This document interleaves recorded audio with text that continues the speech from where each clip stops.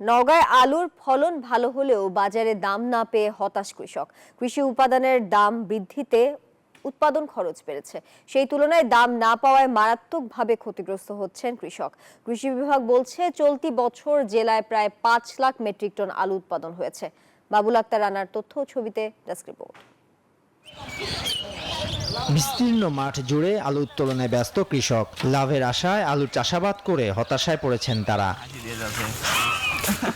বাজারে মিলছে না ন্যায্য দাম। চলতি মৌসুমে 1 বিঘা জমিতে আলু চাষ করতে খরচ হয়েছে 35 থেকে 36 হাজার টাকা, আর 1 বিঘা জমিতে আলুর উৎপাদন হয়েছে 75 থেকে 80 মন।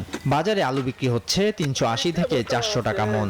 এতে করে বিঘা প্রতি প্রায় 4 থেকে 5 হাজার টাকা লোকসান গুনতে হচ্ছে তাদের। ক্যামলার দাম বেশি, সার ফসফেটের দাম বেশি, কীটনাশকের দাম বেশি, এগুলো হিসাব করে দেখা যায় যে আমাদের কিছুই নাই। বিঘা প্রতি খরচ। এই ঈদে জামা জুতো অ্যাক্সেসরিজের ডিসকাউন্ট 35 থেকে 36 হাজার টাকা। ফলনটা ভালো আছে।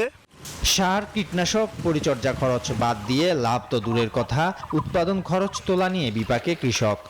আলুর যে বীজের দাম আরে 300-250 টাকা আলু বেচে কিলো, আলু তো আমরা গৃহস্থ মরে গেছি। এতে আমাদের অনেক লস আইটেমের আছে। প্রত্যেকটা রাসায়নিক দ্রব্যের দাম বেশি, দিনমজুরিদের দাম বেশি, সেই হিসেবে আমরা দাম পাচ্ছি না। হাটলেও যা দাম করে না, 200-300 টাকা মন, তাহলে গৃহস্থর কেমন করে পুষবে?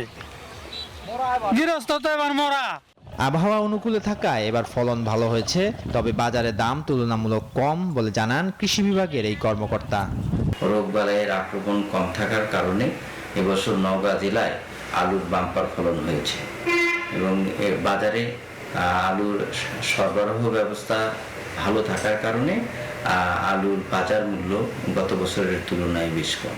চলতি বছর নওগাঁয় 25,940 হেক্টর জমিতে আলুর চাষাবাদ হয়েছে। Desk report, news 24।